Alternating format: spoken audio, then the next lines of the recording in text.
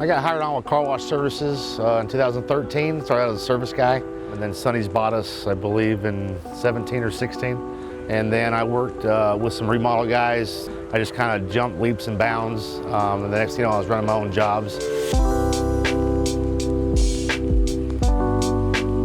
Right now I'm doing more of the management. I deal with the sales guys as they sell the jobs, deal with the labor part of it, get to the scheduling, get with the warehouse as far as getting all our parts out here, and then running the crews, laying them out, and then go on to the next one.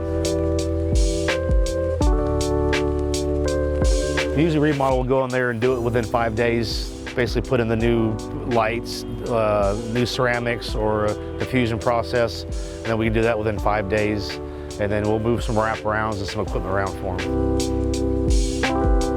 This was an existing car wash. They did a transformation to it, new vacuum systems, pretty much a new tunnel. We're using about 20% of the old stuff in there, new conveyor, new layout for the pay stations all the way through the vacuum system.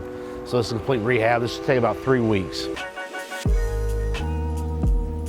Sonny's, they take care of us. They worry about, our home time. Every job is something new. We never get the same job over. It's a great company. It's constant challenges of how to maintain our time, get the job done. There's so much in-house as far as electricians that we deal with that they would take the time to show us, or if we had questions there. But as far as going to schooling, they go down to Car Wash College. Down at Sonny's. It's basically a school that's provided by Sonny's that builds our equipment, of how to maintain it, work on it, and what to look for as far as proper usage. And then when they come in the field, at least they understand the terminology that we talk to them about, that they know right where to go, or they've seen it been done, and then we work with them a little bit more out in the field. The team side is we pretty much live together 200 days a year in hotels, on the job site. So it is a family environment.